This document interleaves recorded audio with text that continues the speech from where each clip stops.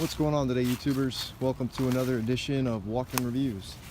Today we're going to be taking a look at a production knife out of China, and this is the first knife I've owned by the Wee Knife Company.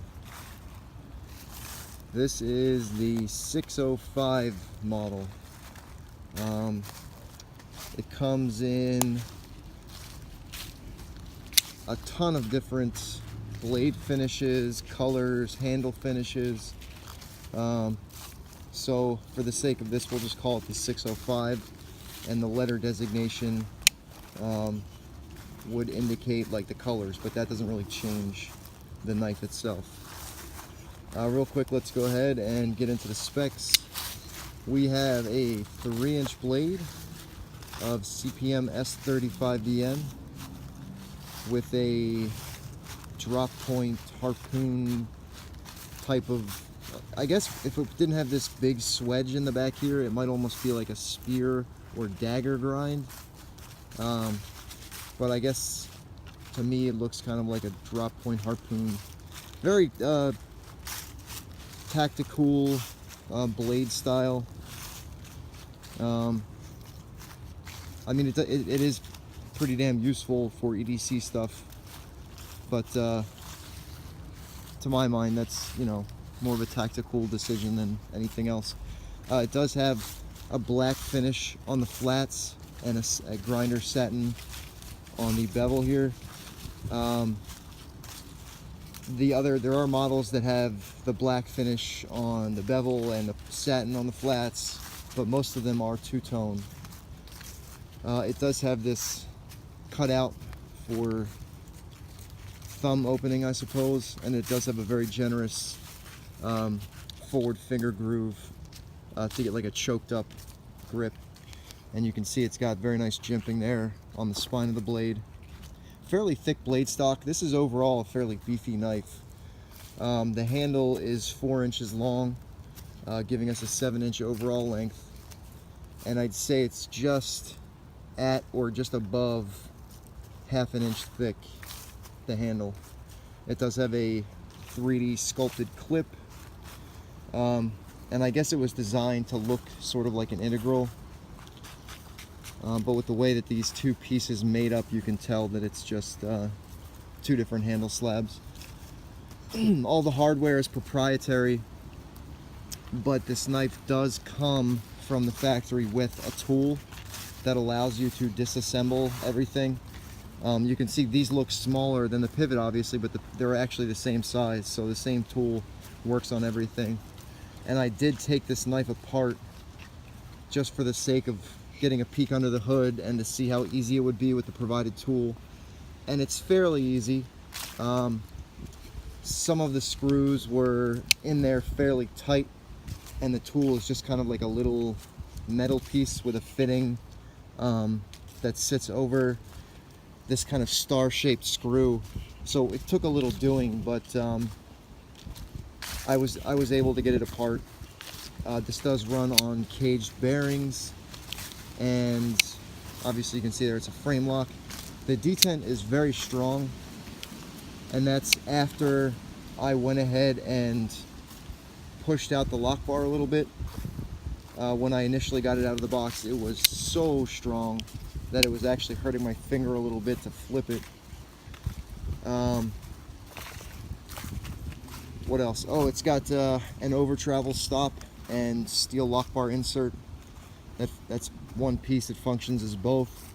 I really do like the finish they did on the titanium handle scales here. It feels almost like denim. It's just got those little micro lines milled into it, which is very, very nice for tactility, and I think it also looks kind of cool. They did a good job rounding off the edges. I will say this, the knife is very comfortable to hold and to use.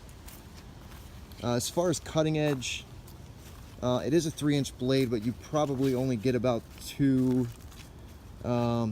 say 2.5 to 2 3/4 of actual cutting edge because of the finger choil.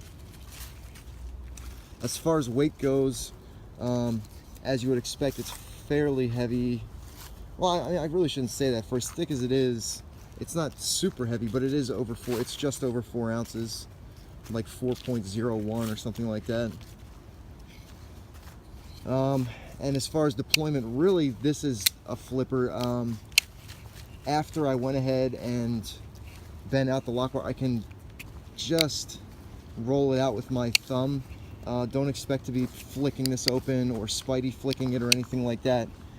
If there's even the slightest bit of pressure on the lock bar, and you know, even when there's not, there's no way you're, unless you have fucking monster middle finger or index finger, you're not opening this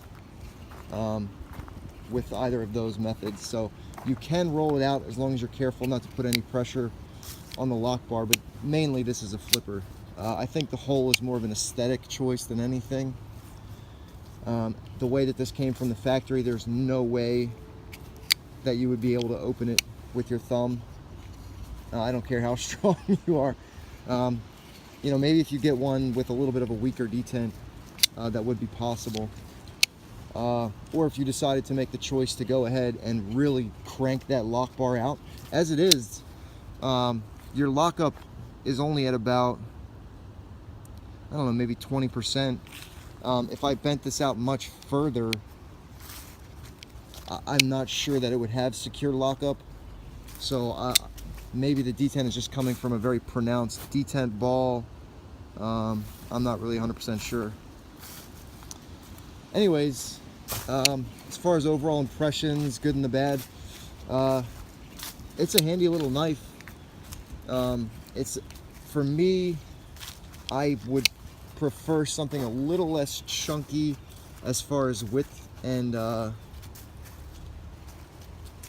thickness goes.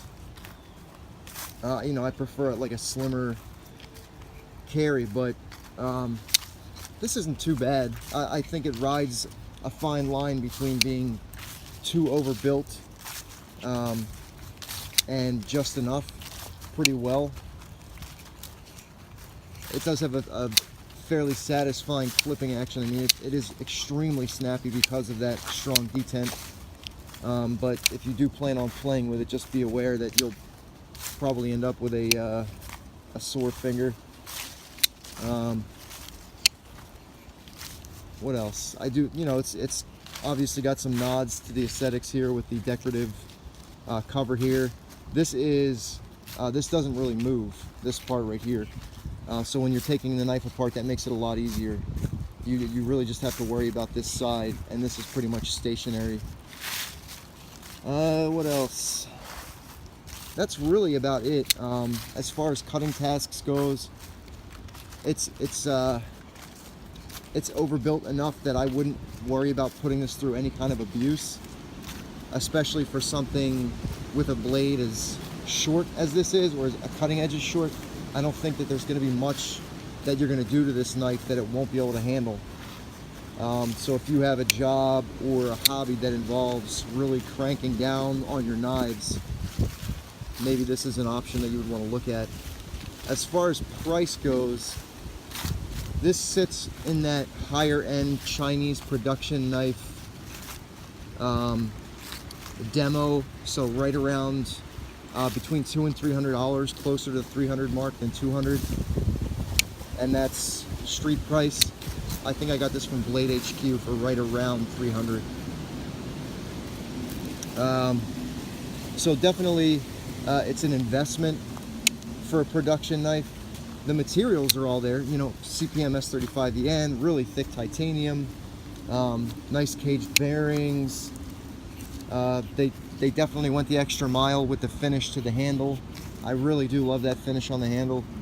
And then the different coloring, obviously, on the blade and the anodizing on the hardware. So they went the extra mile, which is why I wouldn't say that this is not worth the $300, or at least what we're used to getting for the $300.